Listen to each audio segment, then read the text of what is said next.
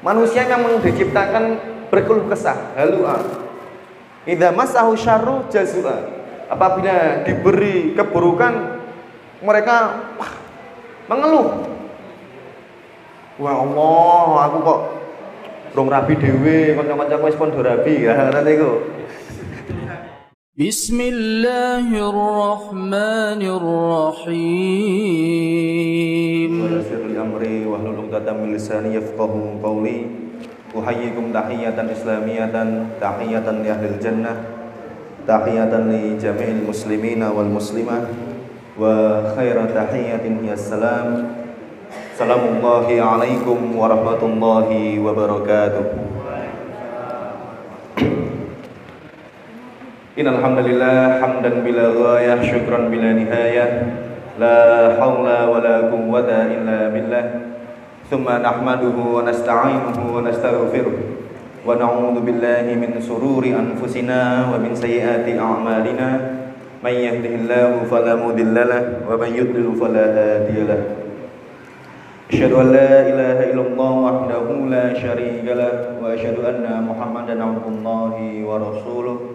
Allahumma shalli wa sallim wa barik ala nabiyyina Muhammad wa ala ali nabiyyina Muhammad kama shallaita ala nabiyyina Ibrahim wa ala ali nabiyyina Ibrahim wa barik ala Muhammad wa ala ali Muhammad kama barakta ala nabiyyina Ibrahim wa ala ali nabiyyina Ibrahim fil alamin innaka Hamidum Majid.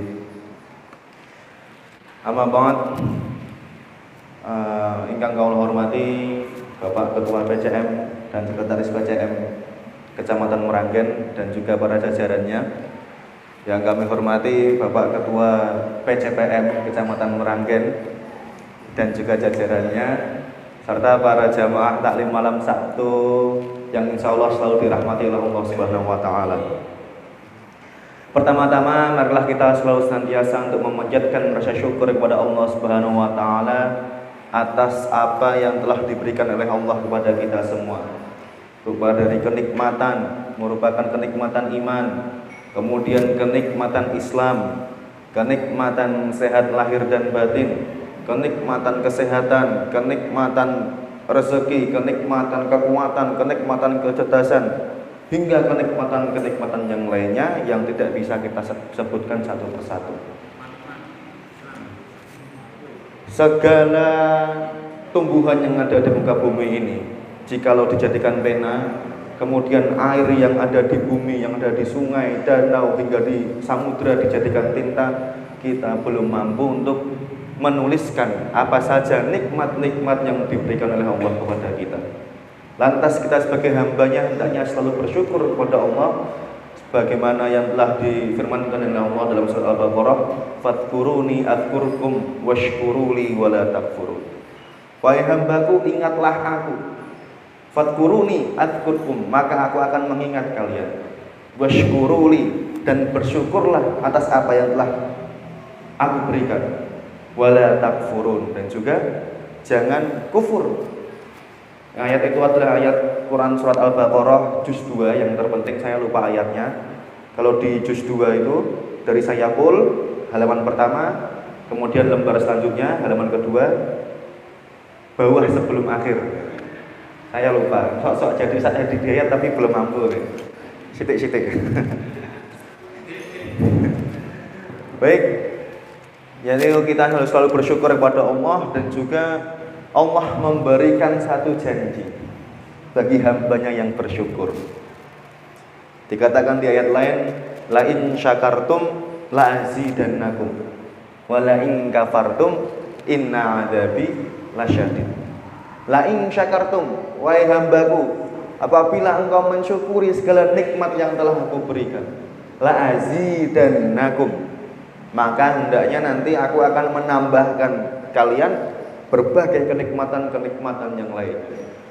Wala in kafartum, dan apabila engkau mengkufuri, apabila kufur, inna adzabi lasyadid, sesungguhnya adabku sangatlah pedih, adabnya Allah sangatlah pedih. Kalau tadi di Quran surat Al-Baqarah dikatakan hanya larangan, wala takfurun. Di ayat ini, di ayat la in syakartum ini dijelaskan, kalau kita bersyukur maka konsekuensinya adalah kenikmatan-kenikmatan yang lainnya akan ditambah. Lazidannakum. Wala in kafartum, dan apabila kita kufur, inna adabi lasyadid. Kita kufur nikmat, adab Allah telah menanti. Adabi lasyadid, adab Allah sangatlah pedih. Maka kalau kita sebagai manusia yang mukallaf, orang sudah berakal, memiliki bagaimana cara memilah mana yang baik mana yang buruk, pasti kita memilih untuk bersyukur. Lantas sama-sama lah kita bersyukur kepada Allah Subhanahu wa taala. Minimal segala sesuatu kita mengucapkan kalimat tahmid, alhamdulillahirabbil alamin. Bersyukur ya alhamdulillah. Jangan berdek Mas santai. Ya, jangan berdek.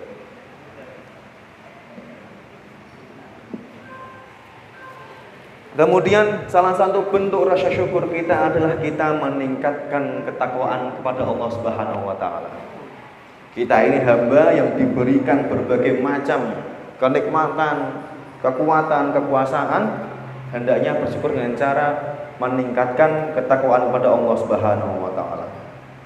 Saya akan membacakan sedikit nukilan atau saya mengambil dari kitab Taisirul Khalaq. Dikatakan apa itu yang dimaksud dengan takwa.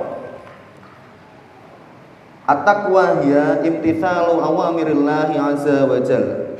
Yaitu takwa adalah menuruti segala perintah Allah yang maha tinggi dan maha besar. Wajtinabu nawahihi sirran wa alaniyah, serta menjauhi segala larangan-larangannya secara tersembunyi maupun terang-terangan.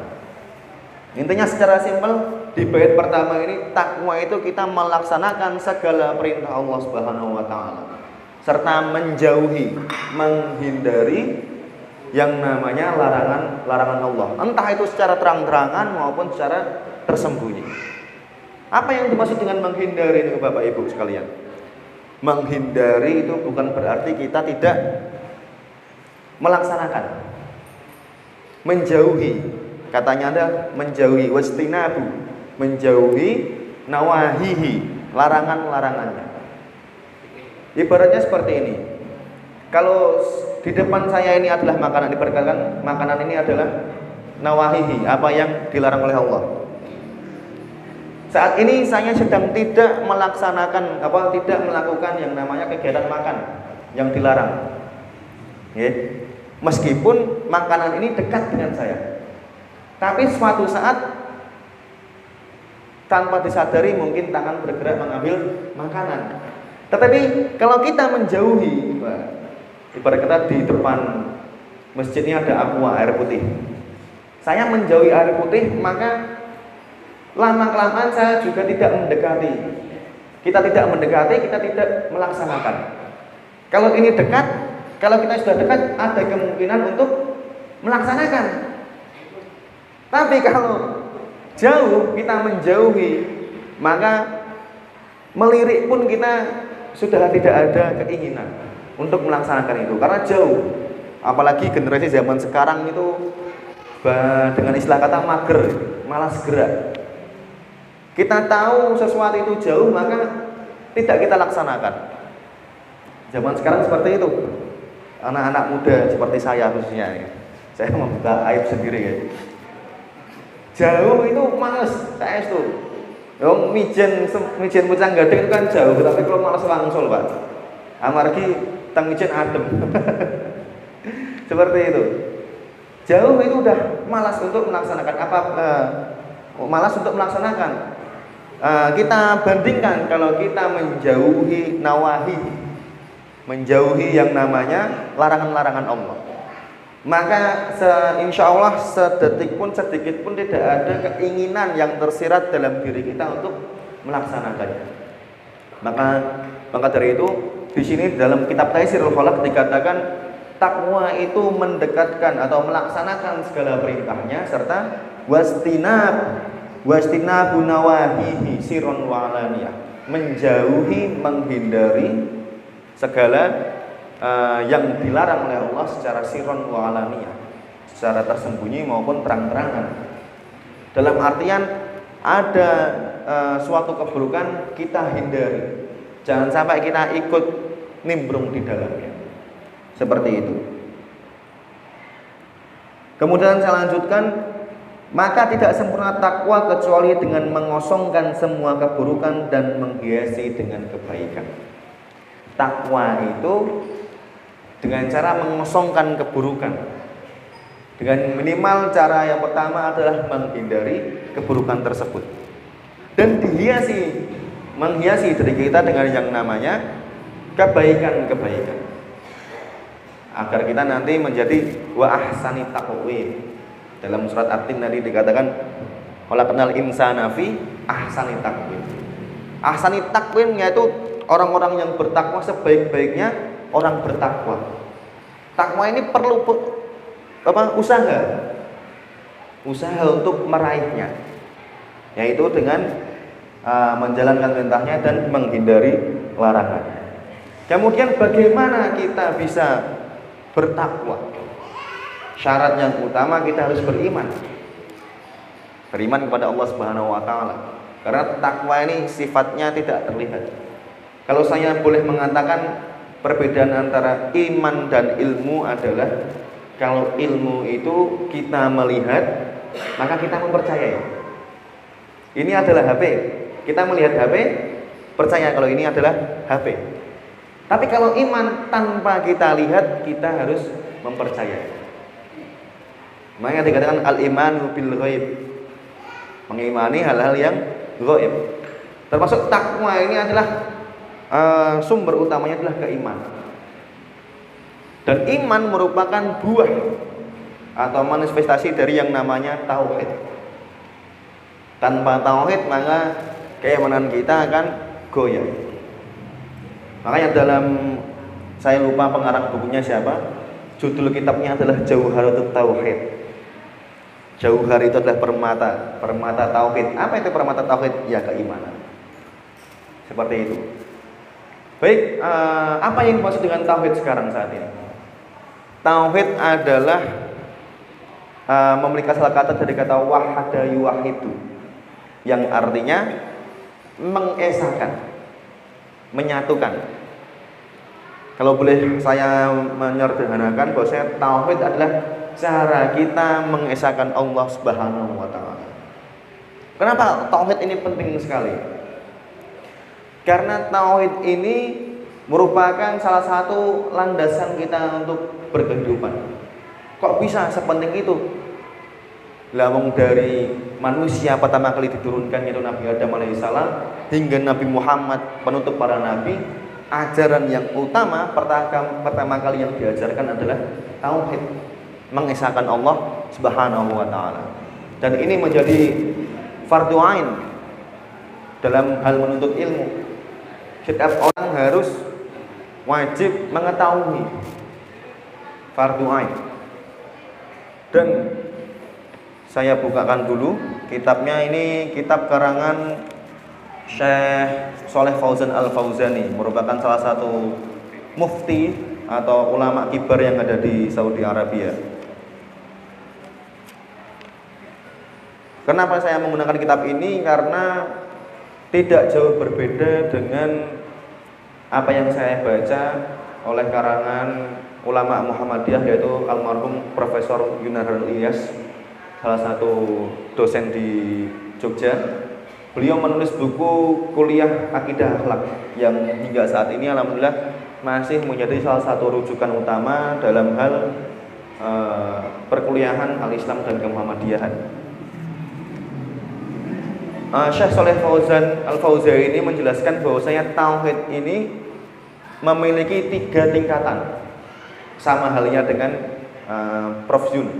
Prof Yun juga menyatakan dalam mengesahkan Allah, cara kita mengesahkan Allah memiliki 3 tingkatan. Yang pertama adalah tauhid rububiyah, kemudian tauhid uluhiyah, dan yang ketiga adalah tauhid asma wa sifat.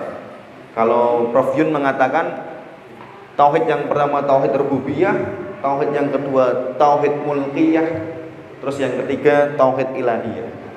Tapi secara inti, secara materi tidak jauh berbeda, hanya berbeda penyebutan awalnya saja. Yang pertama adalah tauhid rububiyah. Tauhid rububiyah kita pahami, rububiyah memiliki asal kata rob, robbayu robbi, robbun,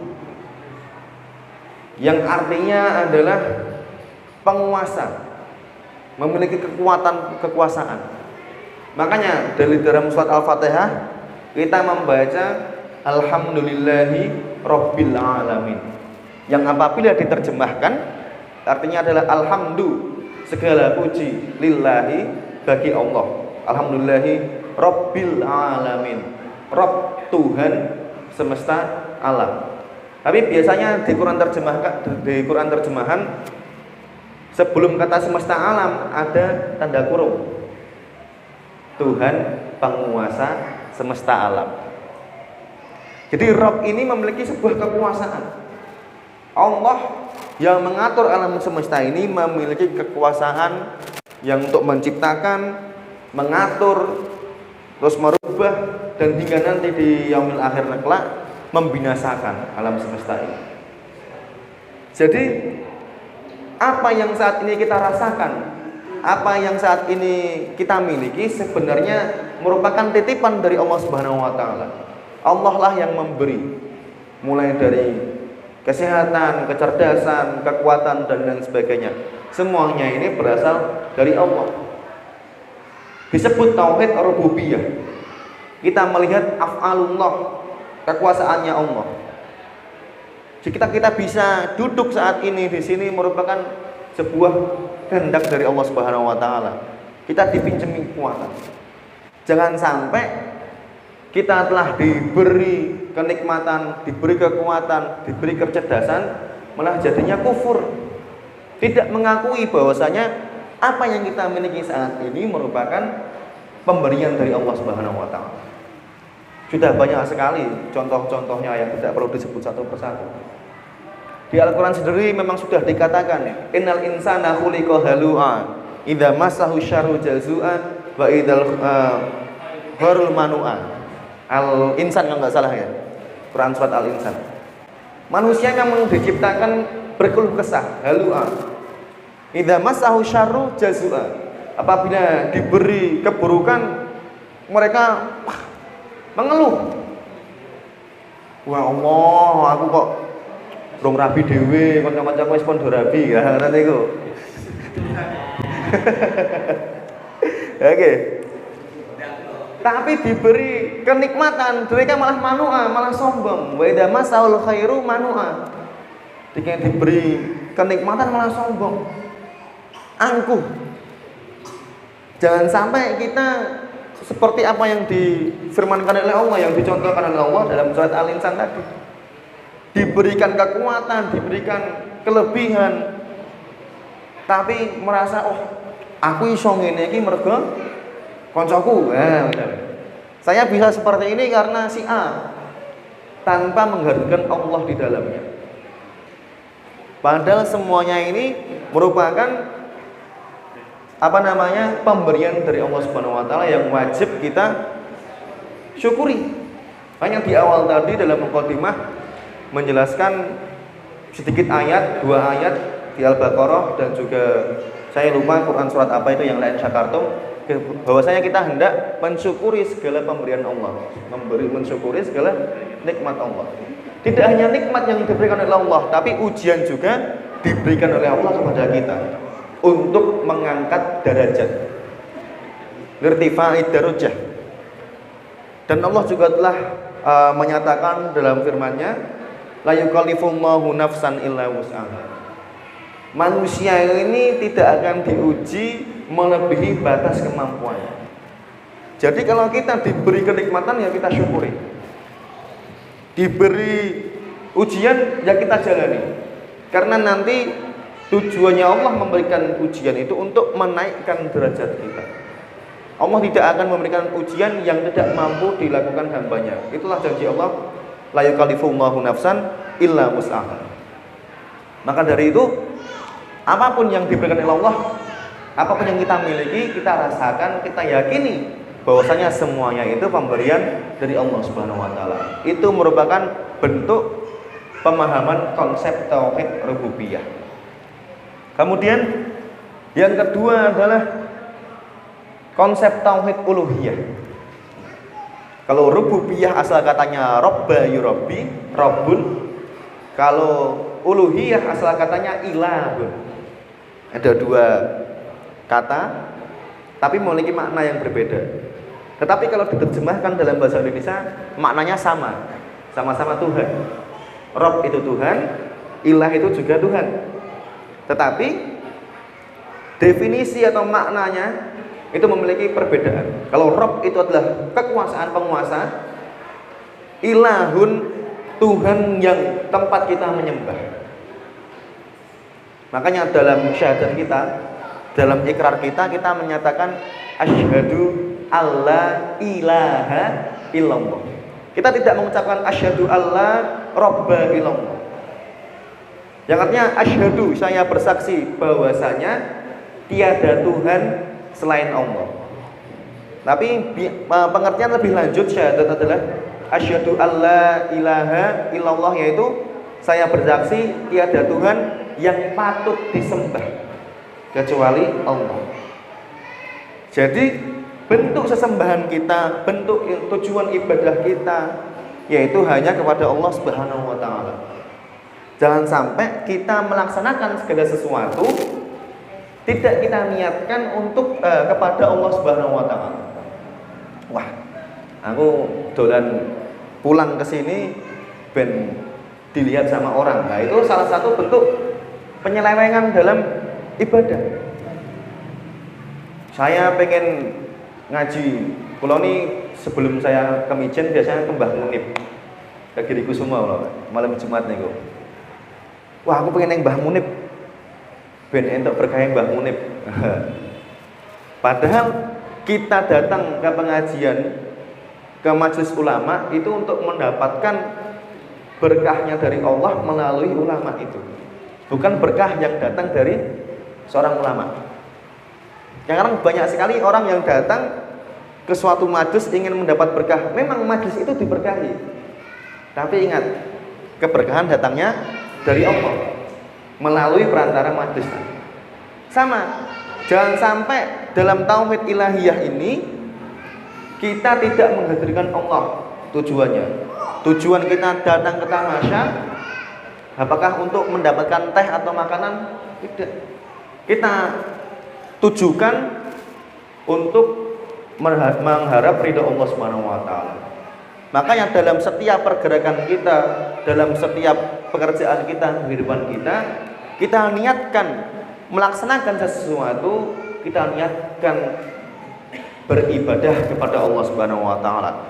Saya jalan berkendara naik motor ke sini, saya niatkan lillahi taala. Kemudian nanti saya kalau sudah mau mencicipi minuman dan makanan ini, saya niatkan untuk beribadah kepada Allah Subhanahu wa taala. Karena Rasulullah bersabda, "Innamal a'malu binniyat wa innamal likulli imri'in ma nawa." Sesungguhnya segala sesuatu itu tergantung pada niat. Dan apa yang dan seseorang itu akan mendapatkan apa yang ia niatkan. Kalau kita hadirkan niat beribadah, kita hadirkan niat hanya untuk kepada Allah, niscaya segala yang kita laksanakan, segala yang kita lakukan bernilai ibadah. Jangan sampai kita tidak menghadirkan Allah dalam segala kegiatan kita, dalam segala pergerakan kita. Dan juga ada suatu pepatah mengatakan al-harakatu fihil barokah atau al-barokah fil harakah. Sesungguhnya barokah itu terdapat dalam setiap pergerakan. Meskipun dalam hal bergerak, dalam suatu pergerakan akan menimbulkan yang namanya sifat panas. Hukum alam nih, kalau nggak salah fisika. Karena bergerak menimbulkan gaya gesek, ya Pak ya. Gaya gesek menimbulkan sifat panas. Jadi tidak heran kalau kita sering bergerak, banyak orang yang mencibir. Niki. Entah itu bergerak di masyarakat, di persyarikatan atau dimanapun kita berada, kita bergerak sedikit atau banyak akan menimbulkan yang namanya sifat panas. Panas dalam arti orang lain itu panas melihat pergerakan kita. Setidaknya kita ini selangkah lebih maju jika kita diomongin orang dari belakang. Karena biasanya orang ngomongin dari belakang ya. Artinya yang diomongkan tuh selangkah lebih maju daripada orang yang membicarakan. Harusnya kita tetap, kalau bahasa kulo, bahasa Jawa Timur itu tatak ya. Los. Tetap kita laksanakan, bergerak, menggerakkan, mempergerakkan. Hidup, menghidupi, menghidupkan. Jadi kalau kita bergerak hanya untuk diri kita sendiri masih kurang baik. Harusnya kita mampu mempergerakkan orang lain. Kalau kita hidup hanya sekedar hidup, Buya Hamka pernah mengatakan, babi hutan pun juga bisa hidup, ya. Kerbau juga bisa hidup. Tapi hidup hanya untuk sekedar bekerja, kera hutan pun juga bisa bekerja. Harusnya kita memberikan nilai barokah di dalamnya, bisa menggerakkan, bisa menghidupi, berjuang bersama-sama, meraih ridho ilahi, ridho Allah Subhanahu Wa Taala, mardotillah. Balik lagi ke tauhid uluhiyah tadi. Kalau tadi tauhid rububiyah itu adalah af'al, bentuk perilaku atau fi'ilnya Allah yang ditunjukkan kepada kita. Allah menunjukkan kekuasaan kepada kita. Sekarang di tauhid uluhiyah dibalik, kita menunjukkan apa yang telah diberikan Allah kepada Allah kembali. Jadi dari tauhid rububiyah, Allah menunjukkan kepada hambanya. Tauhid ilahiyah, hambanya lah yang saat gantian bergerak. Hambanya yang beribadah ditunjukkan kepada Allah. Hambanya diberikan kenikmatan berupa rezeki yang lapang oleh Allah, digerakkan lagi oleh hambanya, oleh manusia untuk bersedekah. Intinya kita beribadah, melaksanakan segala sesuatu, kita niatkan, kita kembalikan kepada Allah. Itulah konsep tauhid ilahiyah. Dan konsep tauhid rububiyah dan ilahiyah ini memiliki kesinambungan. Contohnya dalam Quran surat Al-Baqarah juz 1, ya ayyuhan nasu ubudu rabbakumul ladzi khalaqakum walladzina min qablikum la'allakum tattaqun. Ya ayyuhan nasu ubudu, wahai manusia, beribadahlah kepada Tuhanmu. Itu adalah bentuk konsep tauhid ilahiyah, di mana manusia dituntut, dianjurkan untuk beribadah kepada Allah. Tetapi dalam satu ayat itu, di kalimat selanjutnya, walladzina min qablikum alladzi khalaqakum walladzina min qablikum, itu merupakan bentuk konsep tauhid rububiyah, yang mana Allah menunjukkan kekuasaannya untuk menciptakan manusia dan manusia sebelum kita. Seperti itu. Juga kalau saya meringkaskan konsep innalillahi wa inna ilaihi rajiun. Innalillahi merupakan konsep tauhid rububiyah, kekuasaan dari Allah, segala sesuatu miliknya Allah. Wa inna ilaihi rajiun, kita sudah diberi, maka harus dikembalikan kepada pemiliknya. Siapa pemiliknya? Allah Subhanahu wa taala. Inilah konsep yang harus kita pahami secara betul, yang kita praktekkan, kita jadikan landasan dalam kehidupan kita untuk menjalani kehidupan sehari-hari. Karena banyak sekali orang-orang yang keblinger, merasa dirinya mampu, padahal itu merupakan ujian dari Allah, diberikan sebuah kekuatan atau kekuasaan. Tapi karena hilangnya atau sedikit keimanan, sedikit rasa tauhid dalam dirinya, hingga akhirnya melenceng dari ajaran yang sebenarnya. Na'udzubillahi min dzalik. Mungkin itu saja yang dapat kami sampaikan. Terus apa? Balikan kepada MC. Saya akhiri. Nasrun minallah wa fatun qarib. Assalamualaikum warahmatullahi wabarakatuh.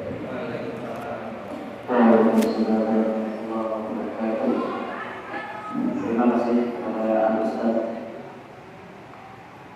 Muhammad atas ilmunya tentang tauhid rububiyah dan uluhiyah. Akhirnya dia bisa lagi asma wa sifat. Asma wa sifat, tapi waktunya enggak cukup. Insyaallah besok ya. Oke. Barangkali Bapak Ibu kakak adik yang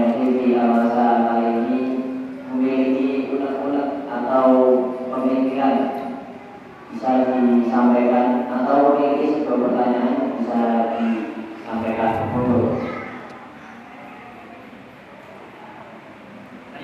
Oh, oke. Tadi mengenai tauhid, apakah jika hanya memilih salah satu dari ketiga itu bisa dikategorikan tauhid?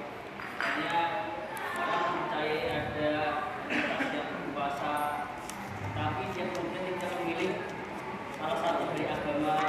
Dia cukup mengimani ada Tuhan yang mengendalikan seluruh alam semesta, tapi dia tidak kemudian bertauhid secara ilahiyah, malah dia semata. Atau mungkin memilih salah satu lah dari tiga itu, atau disebut dengan tauhid. Baik. Dijawab langsung. Oke. Kalau menurut Syekh Shalih Fauzan Al-Fauzani ini dalam kitab-kitab tauhid dikatakan ya tauhid itu isinya tiga itu, tidak bisa dipisah satu persatu. Seperti halnya iman dan Islam.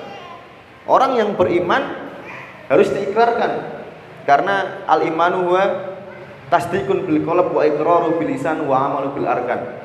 Yaitu iman itu keyakinan dalam hati, diikrarkan dengan lisan dan dikerjakan rukun-rukunnya. Orang yang beriman harus mengikrarkan. Yaitu ikrarnya apa? Syahadat. Dan orang yang sudah bersyahadat otomatis dia sudah berislam. Di sama dalam tauhid ini hanya merinci, tidak boleh kita ambil satu persatu. Tetap tauhid rububiyah, uluhiyah dan asma wa sifat saling berkaitan satu sama lain. Seperti halnya tadi yang saya sampaikan di dalam surat Al-Baqarah tadi, dalam satu ayat menjelaskan isi dua konsep tauhid uluhiyah dan rububiyah. Ya ayyuhan nasu budu adalah konsep tauhid uluhiyah. Walladzina alladzi khalaqakum walladzina min qablikum merupakan konsep tauhid rububiyah. Dan itu saling berkaitan satu sama lain. Seperti itu. Seperti halnya juga konsep tauhid yang tadi saya katakan innalillahi wa inna ilaihi rajiun. Satunya adalah kalimat pertama itu tauhid rububiyah dan kalimat kedua adalah tauhid ilahiyah. Semuanya saling berkaitan satu sama lain, saling melengkapi. Tidak bisa kita ambil satu bagian saja. Seperti itu. Ampun? Oke, Mas. Assalamualaikum warahmatullahi wabarakatuh. Waalaikumsalam.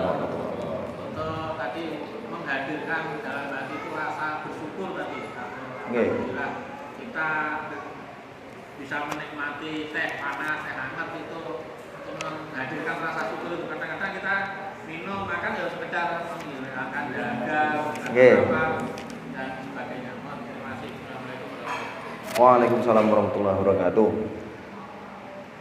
Fadkuruni adkurkum washkuruli wala takfurun. Di surat Al-Baqarah juz 2 itu, Pak. Fadkuruni adkurkum. Kita menghadirkan, ya kita harus mengingat dulu, menyebutnya. Ada yang mengatakan kita zikir kepada Allah maka Allah akan mengingat kita. Kita hadirkan rasa syukur itu bagaimana dengan cara menghadirkan Allah. Menghadirkan apa ya? Kita mengingat Allah. Maka nanti Allah juga akan mengingat kita. Di sini ada konsep kausalitas atau konsep timbal balik. Kita ingat, Allah juga mengingat. Dan kalau kita menghiasi, kalau di kitab Taisir Khalaq tadi, takwa itu kan mengosongkan segala keburukan, menghiasi dengan kebaikan. Dalam kita menyebutkan asma Allah saja sudah menghiasi diri kita. Sudah sedikit melaksanakan yang namanya ketakwaan. Mungkin memang berat, bersyukur memang berat, Pak, saya akuin. Dulu masih sering menyepelekan, tapi lama-kelamaan kalau kebaikan terus yang dimasukkan dalam diri kita, yang kita rasakan, maka keburukan pun tidak ada rasanya. Jadi kita telah dipenuhi dengan kebaikan dan mungkin bisa menyebarkan kebaikan terhadap orang lain. Karena kemungkinan waktu saya pernah ngisi di sini waktu menjadi pembicara di sini, saya menjelaskan konsep teori eliminasi dari Syekh Surawardi Al-Maktul, yaitu diri kita ini bagaikan cermin, dan hidayah Allah merupakan nurullah, yaitu implementasi dari Quran surat An-Nur ayat 35. Allahu nurus samawati wal ard, mathalu nurihi kamishkatin fiha misbah. Allahu nurus samawati wal ard. Allah nur, cahaya as-samawati wal ard, langit-langit dan bumi. Allah yang menyinari, memberikan cahaya kepada langit dan bumi, segala sesuatu di dalamnya. Jadi hidayah Allah ini bagaimana cahaya, dan diri kita adalah cermin. Kalau diri kita bersih, maka cahaya akan dicerap cermin semakin kuat dan memantulkan semakin kuat pula. Gitu. Tapi kalau cerminnya itu kotor, gelap, cahaya akan sulit menembus dan pantulannya pun juga redup. Diibaratkan diri kita cermin dan kotoran atau kegelapan itu adalah merupakan maksiat. Semakin banyak maksiat, semakin banyak cermin, semakin banyak kotoran yang menempel dalam cermin. Semakin kita bersih, kita hiasi dengan kebaikan, maka cermin itu akan bersih. Nurullah akan mudah diserap dan mudah disebarkan. Jadi kalau kita sering menghiasi diri kita dengan fadkuruni adkurkum tadi, dengan berzikir kepada Allah, niscaya diri kita akan bersih dan mudah dan kebaikan itu akan mudah menyebar. Contohnya adalah ketika kita hadir dalam suatu majelis yang dihadiri oleh ulama. Mesti itu yang pengalaman saya ketika menghadiri majelis yang dihadiri ulama, hati kita terasa tenang, Bapak. Tenang.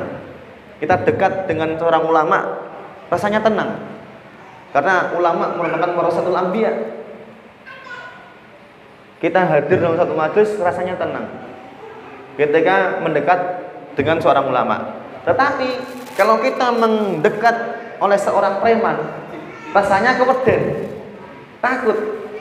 Itu menandakan bahwasanya kalau yang hatinya baik, dia akan memberikan kebaikan pada sekitarnya. Tapi kalau hatinya udah buruk, ya keburukan yang akan disebarkan. Jadi untuk menghadirkan tadi, sering-sering kita berzikir kepada Allah, mengingat. Makanya sebelum melaksanakan segala sesuatu, kita disunahkan untuk mengucapkan Bismillahirrahmanirrahim, menyebut nama Allah yang Maha Pengasih, Lagi Penyayang. Kita hadirkan Allah dalam diri kita, seperti itu. Cukup, Pak Jakal?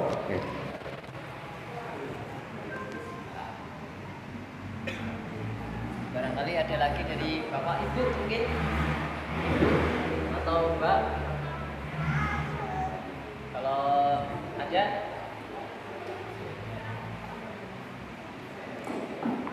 Ya, kalau tidak ada, mungkin closing statement tentang makna tauhid dalam berkehidupan.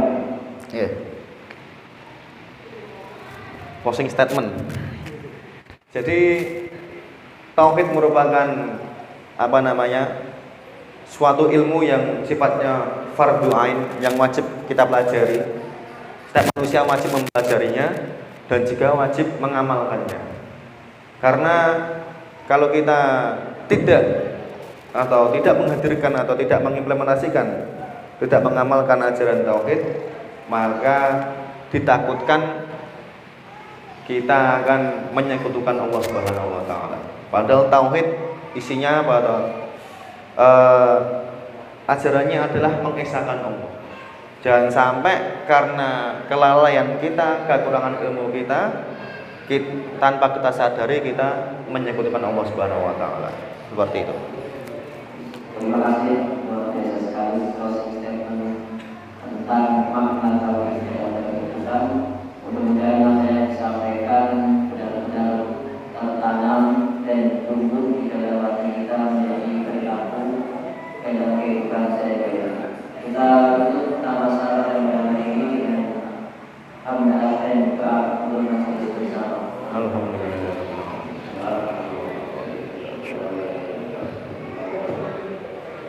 Saya selalu membawa cara mohon maaf apabila ada salah kata dan perbuatan dengan Waalaikumsalam.